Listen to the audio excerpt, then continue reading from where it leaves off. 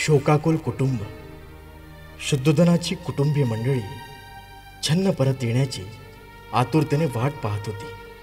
त्यांना आशा होती की छन्न सिद्धार्थ गौतमाला घरी परत येण्यास भाग पाडेल. राजाच्या अश्वशाळेत शिरताच कंठक घोडा आपले दुःख राजमहालातील लोकांना कळण्यासाठी मोठ्याने खिंकाळला. राजाच्या अंतपुराच्या जवळपास असलेले लोक आपल्या मनाशीच म्हणाले, ज्या अर्थी घोडा कंटक खिंकाळत आहे त्या अर्थी राजपुत्र गौतम परत आला असावा. आणि दुःखाने मूर्छित झालेल्या स्त्रिया हर्षाने बेहोश होऊन डोळे विस्फारित राजपुत्राला पाहण्याच्या आशेने राजमंदिराच्या बाहेर आल्या. परंतु त्यांची मोठी निराशा झाली. राजपुत्राशिवाय केवळ कंठक घोडाच त्यांना दिसला. गौतमीचा तर मनावरचा ताबा सुटून ती मोठमोठ्याने रडू लागली व मूर्छित झाली आणि रडत असतानाच ती ओरडली, जो अजानुभाऊ आहे, ज्याची कमर सिंहाच्या कमरेसारखी बारीक, बैलांच्या डोळ्यासारखे ज्याचे डोळे, ज्याची अंगकांती सोन्यासारखी पिवळी धमक, ज्याची छाती रुंद व आवाज दुधुंबी किंवा मेघगर्जनेसारखा आहे, अशा वीर पुरुषाने वनातील आश्रमात राहावे काय? असा सर्व गुण संपन्न वीर पुरुष आपणापासून निघून गेल्यामुळे ही पृथ्वी त्या थोर कार्य करणाऱ्या अद्वितीय पुरुषाच्या बाबतीत राहण्यास खरोखर अयोग्य अशीच झाली आहे. ज्यांची बोटे सुंदर स्नायूंनी जोडलेली आहेत, ज्याचे घोटे स्नायूखाली लपलेले नील कमळासारखे दिसणाऱ्या व मध्यावर चक्रचिन्ह धारण करणाऱ्या, अशा त्यांच्या त्या सुकोमल दोन पायांनी तो त्या खडकाळ प्रदेशात कसा बरे चालू शकेल? ज्याच्या शरीराला उंची वस्त्रे प्रावरणे, सुगंधी अत्तरे व चंदनाने सजविलेल्या प्रासादाच्या गच्चीवर पहुडण्याची सवय, तो पौरुष संपन्न देह अरण्यात थंडी, वारा व ऊन पावसाच्या माराला नेहमी मोकळ्या असलेल्या अरण्यात कसा बरे राहू शकेल? ज्याला आपले कुटुंब, चांगुलपणा, सामर्थ्य, शक्ती, विद्वत्ता, सौंदर्य व तारुण्य याचा अभिमान वाटतो, जो नेहमी दान करण्यास सिद्ध असतो पण घेण्यास नसतो, तो दुसऱ्याकडून भिक्षा मागत कसा काय फिरू शकेल? जो स्वच्छ सुवर्ण शय्येवर झोपला असताना वाद्यवृंदाच्या नाद माधुर्याने रात्री ज्याला जागे केले जाते, तो माझा संन्याशी उघड्या जागेवर अस्ताव्यस्त पसरलेल्या फाटक्या चिंध्यावर कसा काय झोपणार? हाय रे देवा!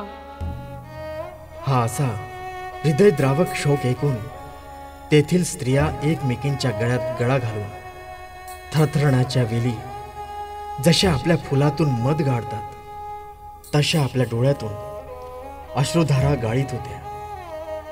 नंतर यशोधरीने आपण सिद्धार्थाला जाण्याची अनुज्ञा दिली आहे हे विसरून जाऊन दिडमूळ अवस्थेत धरणीवर अंग टाकून दिले. मी त्यांची धर्मपत्नी असताना ते मला कसे सोडून गेले? त्यांनी मला विधवा करून मागे ठेविले. त्यांनी आपल्या धर्मपत्नीला आपल्या नव्या जीवनक्रमाची भागीदारीण कराव्यास पाहिजे होते. मला स्वर्ग प्राप्तीची अपेक्षा नाही. माझी एकच इच्छा की माझ्या प्रिय पतीने मला या किंवा दुसऱ्या जगात एकटीला मागे ठेवून जाऊ नये. विशाल डोळे व प्रसन्न हास्य असलेल्या माझ्या पतीच्या मुखाकडे पाहण्यास मी जरी अपात्र असले तरी या बिचाऱ्या राहुलाने आपल्या पिताच्या मांडीवर कधीही खेळू नये काय? हाय रे देवा! त्या सुज्ञ पुरुष नायकाचे अंतकरण किती निष्ठुर! त्याच्या सुकोमल सौंदर्याप्रमाणे ते भासत असले तरी किती निर्दय व क्रूर! शत्रूलाही मोहित करील अशा बोबड्या बोलाच्या ह्या बालकाला आपणहून कोण बरे सोडून जाईल?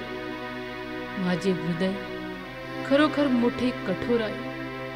होय, अगदी दगडाचे किंवा लोखंडाचे बनलेले असावे, कारण त्या हृदयाच्या नाद सुखोपभोग घेण्यास समर्थ असतात व एखाद्या पोरक्यासारख्या आपले सर्व राज वैभव सोडून देऊन अरण्यात गेला असतानाही त्या हृदयाला तडा गेला नाही.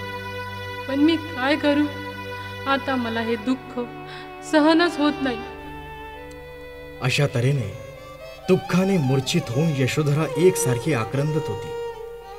स्वभावतः जरी ती संयमशील होती, तरी तिच्या या दुःखद स्थितीने तिच्या मर्यादेचा बंधारा फुटला होता. अशा प्रकारे दुःखाने दिडमूळ होऊन मोठमोठ्याने आक्रंदत जमिनीवर पडलेल्या यशोधरेला पाहून सर्व स्त्रिया मोठ्याने ओरडल्या आणि मोठाल्या कमळावर पावसाच्या सरींचा मारा व्हावा तसा अश्रूंच्या नद्या त्यांच्या डोळ्यातून गालावर वाहू लागल्या.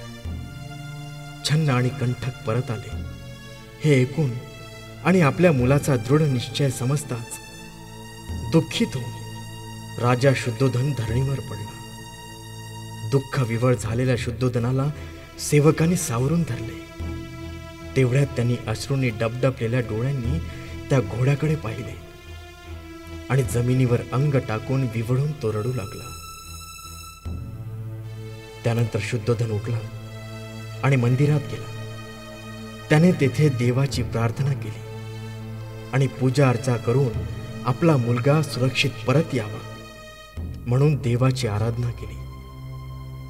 देवा, कधी रे आम्ही त्याला पुन्हा पाहू, असे म्हणत शुद्धोधन, गौतमी आणि यशोधरा दिवस कंठू लागली. अपने पेज को फॉलो, चैनल को सब्सक्राइब करके घंटी आइकन को जरूर दबाएं ताकि आगे आने वाली सब वीडियो आपको पहले मिले. जय भारत, जय संविधान.